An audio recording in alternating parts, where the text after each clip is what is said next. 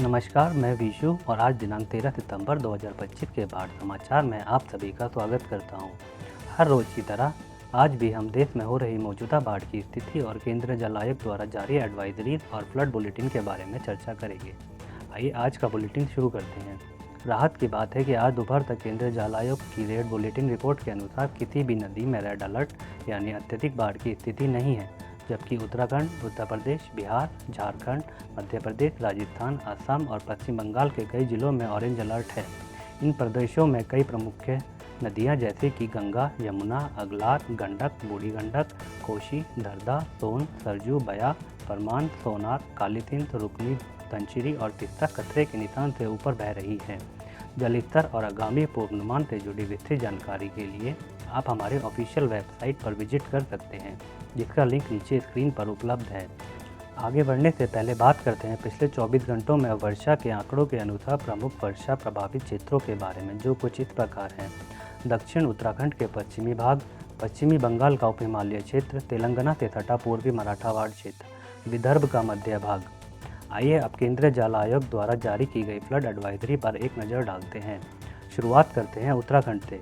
उत्तराखंड के विभिन्न क्षेत्रों में अचानक जलस्तर बढ़ने की संभावना जताई गई है। भागीरथी, शारदा, रामगंगा, ऊपरी यमुना, ऊपरी गंगा और इसकी सहायक नदियों में जलस्तर में अचानक वृद्धि की संभावना के कारण टिहरी गढ़वाल, पौड़ी गढ़वाल, बागेश्वर, अल्मोड़ा, नैनीताल और देहरादून जिलों में अगले 2 दिनों तक सामान्य से गंभीर बाढ़ की स्थिति उत्पन्न हो सकती है। बात करते हैं सिक्किम और उप हिमालय पश्चिम बंगाल की। तिस्ता, जलढाका, तोरशा, रायडक और संकोच नदियों में जलस्तर बढ़ने से अलीपुरद्वार, जलपाईगुड़ी और कूच बिहार जिलों में अगले 24 घंटों के भीतर सामान्य से अधिक बाढ़ की स्थिति बनी रहने की आशंका है। प्रशासन सतर्क है और लगातार निगरानी की जा रही है। वहीं महाराष्ट्र की बात करें तो पिछले कुछ दिनों की वर्षा के कारण चंद्रपुर, वर्धा और गढ़चिरौली जिलों में वर्धा, वेनगंगा और मूल नदियों में सामान्य से अधिक बाढ़ की स्थिति बन सकती है। वहीं मराठावाड़ क्षेत्र में मनेर, मंजीरा और मुख्य गोदावरी नदी में भी अगले 2 दिनों के लिए भारी प्रवाह की संभावना है। तेलंगाना की बात करें तो पिछले दिनों की भारी वर्षा और गोदावरी नदी के जलग्रहण क्षेत्रों में आगामी भारी वर्षा को देखते हुए मंजीरा, मनेर, कडम, वर्धा, प्राणिता और अन्य सहायक नदियों तथा मुख्य गोदावरी में जलस्तर बढ़ने और सामान्य से गंभीर बाढ़ की स्थिति की संभावना है। इसीलिए बी कोठागुडेम, आदिलाबाद, कुमारम भीम, निर्मल, निजामाबाद, कामारेड्डी, मेडक, संगारेड्डी जिलों में अगले 48 घंटों तक सतर्कता बरतने की सलाह दी जाती है।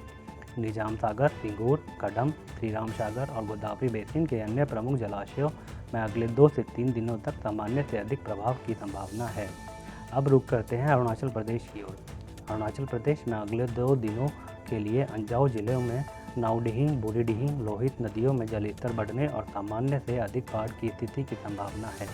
इसके अलावा भारी प्रवाह के कारण मागुचू, सुबनसिरी, बिचोम, कामेंग, दिक्रोंग, रंगा नदी, दियांग, टिंकी, तियांग नदियों में भी जलस्तर बढ़ने और बाढ़ की स्थिति की संभावना है, जो तवांग, पश्चिम कामेंग, पक्के केसांग, कप्पापुम्पारे, ऊपरी सुबनसिरी, पश्चिम तियांग, तिरुप जिलों की प्रभावित कर सकती है। लोगों से अपील है कि वे सतर्क रहें। आने वाले दिनों का मौसम और नदियों का रुख बेहद अहम होने वाला है। आइए जानते हैं अगले 3 से 4 दिनों का परिदृश्य। अरुणाचल प्रदेश में ब्रह्मपुत्र की सहायक नदियों में वर्षा और भारी प्रवाह जारी रहने की संभावना है, विशेषकर ब्रह्मपुत्र की मुख्य धारा सियांग और दिबांग नदियों में। महाराष्ट्र के ऊपर कृष्णा क्षेत्र और पश्चिमी तटवर्ती महाराष्ट्र की छोटी पश्चिमी बहाव वाली नदियों में भारी प्रवाह और सामान्य से अधिक बाढ़ की स्थिति की संभावना है। इसी के साथ आज के बाढ़ समाचार यहीं समाप्त होते हैं। आप सभी से निवेदन है कि केंद्रीय जल आयोग द्वारा उपयोग किए जाने वाले महत्वपूर्ण शब्दों और पारिभाषिक शब्दावली को समझने के लिए हमारा परिचयात्मक वीडियो अवश्य देखें, जिसका लिंक आपको नीचे दिए गए डिस्क्रिप्शन बॉक्स में मिल जाएगा। सूचित रहें, सुरक्षित रहें और हम आपको अगले बुलेटिन में मिलेंगे। तब तक के लिए धन्यवाद।